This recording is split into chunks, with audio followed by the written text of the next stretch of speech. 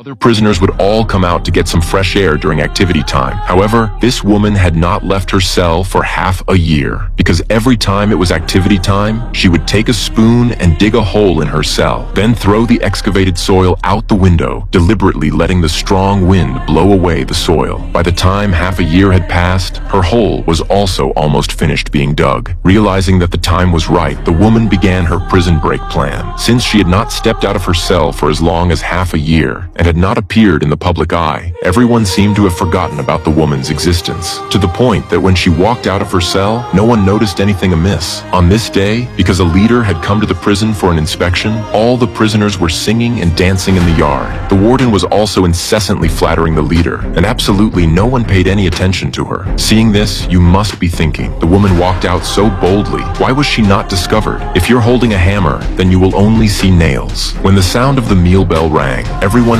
hurriedly returned to their respective cells in a fluster. However, at this time, the woman's figure had long disappeared from the cell. He took off running and reported this matter to the warden. As the prison's alarm sounded, the entire prison fell into chaos. No one knew that the woman had already hidden under the leader's car by this time. However, it was precisely because of this that the woman, under the warden's nose, hiding under the leader's car, left the prison. By the time the warden arrived at the cell, he only discovered that 30-meter deep big hole. Little did he know that this big hole was actually just a distraction, because by the time the expert crawled in and then back out, 25 minutes had already passed. By the time they discovered that this was a dead end, more than half an hour had already gone by, and the woman had long since gotten off the leader's car. Arriving at a place very far from the prison, awaiting her would also be the freedom that everyone yearns for.